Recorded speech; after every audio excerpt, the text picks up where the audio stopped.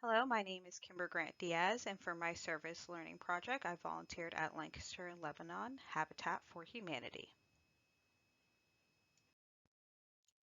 Let's begin by introducing Habitat for Humanity.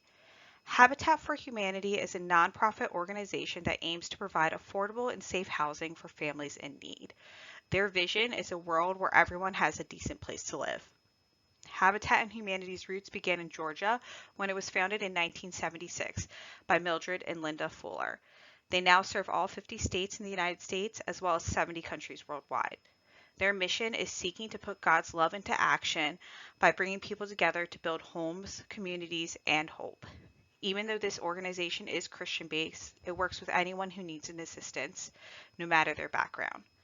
I specifically chose to volunteer at Lancaster Lebanon Habitat for Humanity because it's the community in which I currently live and work in, and I felt as though it would be more impactful to serve in a community I already call home. Lancaster Habitat for Humanity was founded in 1986 and combined with the Lebanon branch to reach a larger area, including Elizabethtown, Columbia, Ephrata, and Lancaster City. The Restore, where I did my volunteer hours, helps the organization by collecting funds to facilitate the building and restoration of new projects, as well as offering homeowners and businesses affordable construction material and housing items. This agency serves Lancaster County's low-income population that needs safe and affordable housing. The low-income population refers to individuals and households who have limited financial resources and struggle to meet their basic needs, such as housing, food, healthcare, and education. The main social need of the low-income population that Habitat for Humanity focuses on is housing. Many low-income individuals face inadequate or unstable living conditions, such as living in overcrowded homes, substandard homes, or face homelessness. Other social needs that the low-income population face include food insecurity, utility costs, healthcare, transportation, childcare, employment, education, and personal safety. The next few slides will discuss social, cultural, political, and economic issues that the low-income population face and how healthcare professionals can play a role in these issues. You may notice that some of these topics cross over into different categories, but we'll begin by discussing the social issues. Now, there are many social issues that the low-income population face, including healthcare access, affordable and safe housing, food insecurities, and education. The healthcare professional plays a critical role in addressing these social issues as they provide essential medical care, promote preventive measures, and advocate for improved access to healthcare services. Healthcare professionals also collaborate with social services to provide and connect low-income individuals with resources that service and address their social needs, such as Habitat for Humanity for affordable and safe housing, or local food banks and food pantries that may be available to the patient. They're also there to ensure that they're providing education and materials to individuals at the reading level and language they understand best. By delivering quality health care, they address immediate health needs and improve overall well-being, thus contributing to the improvement in health outcomes and overall well-being of the low-income population. Let's move on to cultural issues. Two cultural issues faced by the low-income population include stigmatization and stereotyping, as well as language and communication barriers. Many negative stereotypes and stigmatizations are associated with poverty, including social judgment and assumptions about their work ethic, abilities, and worth. Healthcare professionals can address stigmatization and stereotyping among the low-income population by promoting a culture of respect, empathy, and non-judgment in their interactions with these patients. They can also actively challenge and counteract stigmatization attitudes or behaviors by treating all patients with dignity regardless of their socioeconomic status. Healthcare professionals can also engage in community outreach and education programs to raise awareness about the effects of stigmatization and advocate for more inclusive healthcare policies. Now, language and communication barriers is another culture issue faced by the low-income population, especially those from diverse cultural backgrounds. Limited proficiency in the dominant language can create a sense of isolation and exclusion, especially when accessing healthcare, education, employment, and social services. These barriers can impact the individual's ability to fully engage, obtain resources, and participate in the decision-making process.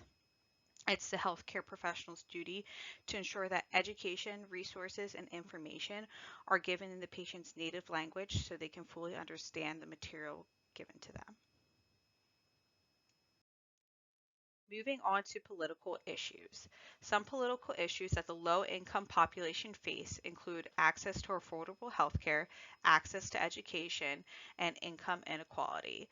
The healthcare professional's role in addressing these issues are advocating for policies that promote equitable access to healthcare, address social determinants of health, and collaborate with policymakers to shape healthcare reform. They can use their expertise and firsthand experience to highlight the healthcare needs and challenges faced by low-income population, working towards reducing healthcare disparities, expanding healthcare coverage, and securing funding for programs that benefit the low-income individuals. By engaging in the political advocacy and policy discussion, healthcare professionals contribute to shaping a more inclusive and responsive healthcare system that address the political issues affecting the low-income population. Lastly, we will discuss economic issues. Economic issues that the low-income population faces include poverty and income inequality, lack of affordable housing, and limited access to quality education and job opportunities.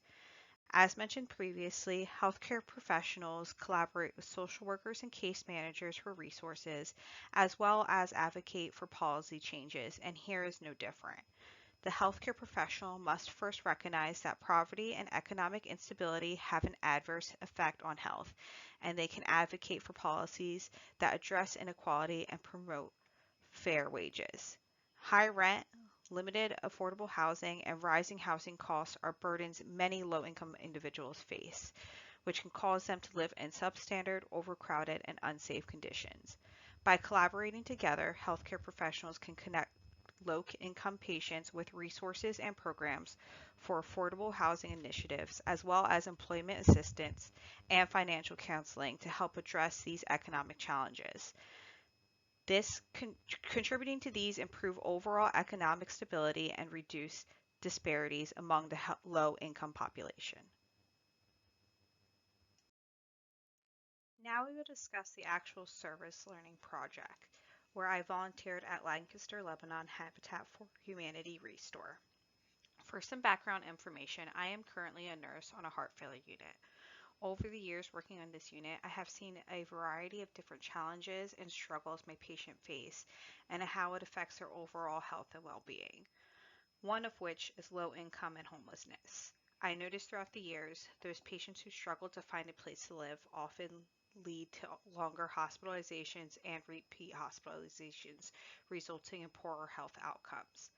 The struggle for finding a proper place at discharge often weighs on them emotionally and physically, which is why I decided to find an organization that helps struggling families find suitable homes, thus volunteering at Habitat and Humanity. Now, Habitat and Humanity allows you to volunteer in different ways. There are special events and committees where you can work at, such as the Woman Build event or the Habitat AmeriCorps program, but you can also volunteer in their construction and improvement of homes. No experience is required as you receive coaching from the Habitat staff on the day you volunteer.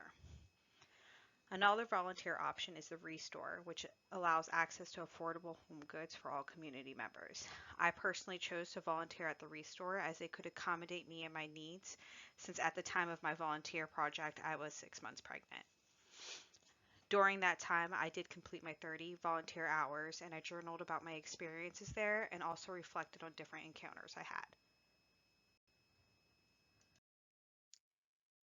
Now we'll discuss my student objectives for my service learning project. My first objective was by the end of the service learning experience, the student will be able to identify 3 resources that Habitat for Humanity provides to the community. The second objective was by the end of the service learning experience, the student will be able to identify 3 barriers for healthcare services in the low income population. And lastly, my third objective was by the end of the service learning experience, the student will learn 1 way how volunteering at the Habitat Restore serves the community, as well as 1 way it contributes back to Habitat for Humanity.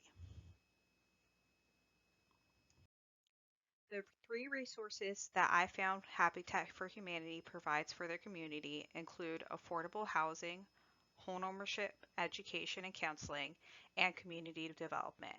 Habitat for Humanity constructs and rehabilitates affordable housing for low-income families and individuals. Through affordable mortgage options, sweat equity contribution, and volunteer labor, they provide opportunities for people to become homeowners, often for the first time. They partner with the community to build and renovate homes that provide stable and decent housing options for those in need. Habitat for Humanity also provides education and counseling to the families that are navigating the process of becoming homeowners.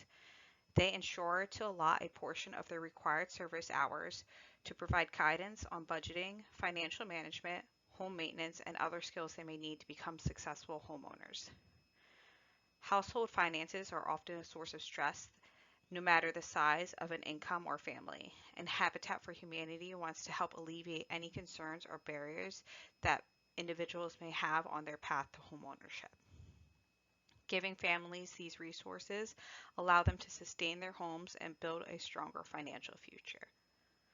Lastly, Habitat for Humanity actively engages in community development by collaborating with local communities, government agencies, and other organizations to revitalize neighborhoods, improve infrastructure, and enhance the overall quality of life in the communities they serve. They provide community development efforts that include projects such as park development, disaster responses, and neighborhood beautification. For the second objective, the 3 barriers I identified were lack of transportation, lack of employment, and limited options for healthcare services. Not having an independent or reliable car can affect many, but it also has a significant impact on the low-income population. When speaking with a customer at the Restore, she explained she was only able to come that day because she could catch a ride. Her car had recently broke down and she didn't have the money to repair it, and it was more important for her to buy items that her family needed.